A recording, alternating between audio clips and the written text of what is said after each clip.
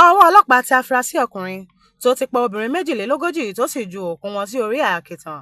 Afurasí náà sọ pé àtọdún 2022 ni òun ti bẹ̀rẹ̀ sí pa àwọn obìnrin náà o. Iléeṣẹ́ ọlọ́pàá ti mú ọkùnrin kan tí wọ́n ní apànìyàn ni fún ẹ̀sùn pé ó pa obìnrin 9 tó sì ju òkú wọn sí orí àkìtàn kan.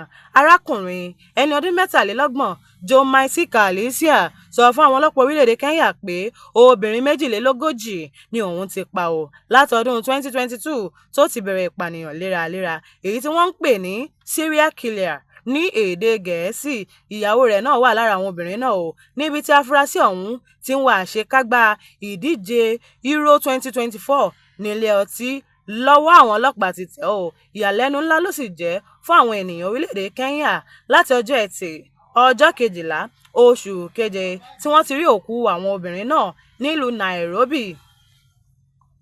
Mohammed Hamid tó jẹ́ ọ̀gá àgbà fún iléeṣẹ́ ọ̀tẹlẹ̀múyẹ́ sọ pé ó jẹ́wọ́ pé òun fi ẹ̀tàn mọ́ àwọn obìnrin náà, ó pa wọ́n, ó sì ju òkú 42 lára wọn sí àkìtàn ìdálẹ̀sí láàrin ọdún 2022 sí Ọjọ́bọ̀ ọ̀sẹ̀ tó kọjá ló pa gbogbo wọn.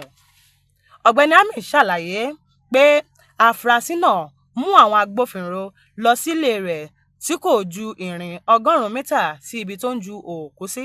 Bákan náà ló sọ pé àwọn bá àwọn ẹ̀rí bíi fóònù 10, kọ̀ǹpútà lápútọ̀pù kan, àdá kan, oríṣiríṣi káàdì ìdánimọ̀ àti àwọn aṣọ obìnrin nínú ilé náà.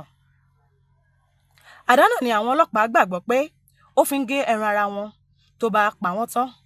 Wọ́n tún bá báàgì 9 tó jẹ́ irú èyí tó fi ojú àwọn òkú náà sọnù.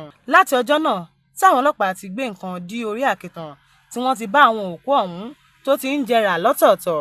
Gẹ́gẹ́ bí ọlọ́pàá ṣe sọ, ọjọ́ orí àwọn obìnrin náà wà láàrin ọdún 18 sí 30 ọdún 18 to 30 years. Wọ́n sì fi ọ̀rọ̀ wá afurasí ọ̀hún lẹ́nu láti mọ ìdí tó fi ń pa wọ́n o. Ọjọ́ Ìṣẹ́gun ọjọ́ 16 sì ni yóò fojú ba ilé ẹjọ́. Àjọ tó mójútó àwọn ọlọ́pàá sọ pé àwọn ń wádìí láti mọ̀ bóyá àwọn ọlọ́pàá mọ̀ sí ìwà ọ̀daràn náà nítorí pé àkìtàn tí wọ́n ti bọ́ òkú àwọn obìnrin náà kò jìnnà sí àgọ́ ọlọ́pàá pẹ́ẹ́pẹ́.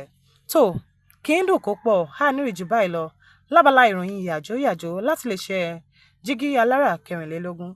Títí di ìgbà mìíràn tá ò fi àtayọ̀ pàdé. Ọ̀dẹ́mọ̀ Abímbọ́lá Babalọ́lá lóníròyìn. Ire o.